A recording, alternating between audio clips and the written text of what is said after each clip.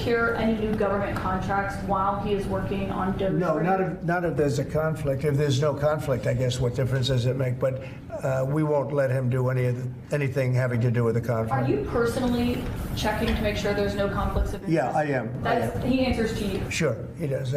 First of all, he wouldn't do it. And second of all, we're not going to let him do anything where there's a conflict of interest. Well, 2 weeks later, and yes, apparently they are going to let him do it even when there's a conflict. And even when what they're letting him do will impact everyone who flies.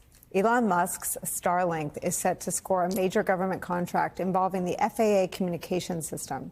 New reporting in the Washington Post details how the Federal Aviation Administration is close to canceling a $2.4 billion contract to overhaul a communication system that serves as the backbone of the nation's air traffic control system, and awarding the work to Elon Musk's Starlink. That's according to 2 people briefed on the plans. It would be an especially extraordinary step for the typically cautious FAA, whose systems are vital to the safety of millions of air travelers every single day. The existing contract was awarded to Verizon in 2023 with the aim of upgrading a platform that different air traffic control facilities and FAA offices use to communicate with one another. This, of course, is coming 2 months into a year filled with harrowing and deadly aviation accidents all across our country. Joining our conversation, host of the Bulwark podcast, MSNBC political analyst Tim Miller's here. John Heilman is still with us. I mean, John, if you stitch together, right, sort of the first 3 stories of the day, it's not just conflicts. It's conflicts with potential deadly consequences if things go sideways. Right. I mean, Nicole, I swear, you and I are on some kind of telepathic wavelength, because I'm sitting here listening to, I've seen this story already about the grift here and the Starlink contract. And obviously, we've all seen these harrowing obviously the collision over National Airport, but the harrowing footage of the midair of the near miss at Midway yesterday. Everyone I know in America is freaking out right now about airline safety. And so here's the story of grift, in which the company that we're going to now we're going to privatize this piece of the FAA, and we're going to give it to the guys who missed Ebola when they were going through the funding, when they were doing their DOGE stuff, just decided that, oh yeah, sorry, we missed the Ebola thing. We'll go back and fix that. And as we just heard, it hasn't, of course, been fixed, because it's an example of the kind of indiscriminate, brainless chopping, hacking, and cutting that these guys are doing. Is there any company that you less trust with the safety of our airspace right now than the one run by the guy whose most brilliant people are running around the government missing Ebola when they make cuts to the public health infrastructure? I mean, it's not just outlandish and ludicrous. It would, in any other circumstance, in a fictional world, it would be hilarious. It would be the stuff of the highest satire. But here we are.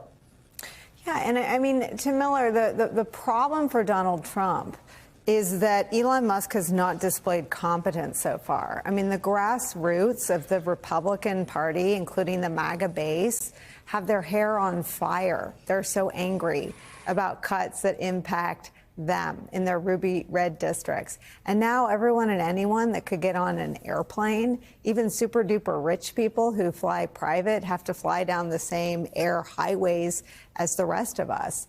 It is usually the incompetence that explains most institutional failures, but it is also the thing that deprives the public of confidence when something like this happens, that's sort of layered on top of a grift, as John said. Yeah. I'm just kind of listening to you guys talk about this. What strikes me is it just reminds us of all of Trump's businesses, right? That almost becomes an eye-rolly thing to say at this point, because we're in year 9 of this. But I do think, because we focus so much on the cruelty, like the extremism, and all of the other various issues associated with Trump and how he's degraded our politics. Sometimes I do feel like you kind of forget about that. Like, the most distinguished feature of him in his private sector life was all of his business failures, like all of his bankruptcies, his high-profile bankruptcies. I mean, everything that he ran was a disaster, like up to and like basically including his first campaign, really, which like won in spite of the fact that of their disorganization. And so, it isn't that surprising that we're going to see, this type of erratic behavior and that there's going to be consequences from it. Like the Elon Musk addition to it, just having him running around the government, like an animal that has gone rabid and like cutting things haphazardly and firing nuclear people and rehiring them. I mean, John mentioned Ebola, but it's like PEPFAR was ended and then brought back and then ended again. And people who have lost jobs that are essential workers, across the country, as you mentioned, Nicole, like there are Republican workers who are really upset, who are calling into talk radio shows, writing into us, saying things like, I thought I was one of the good ones. I thought he was just going to go after those bad bureaucrats that don't work. So, I mean, it is a total cluster at this point. And I think that the corruption side of it, it just sort of adds another layer. But like the thing that's affecting people's lives mostly is just the incompetence of it all.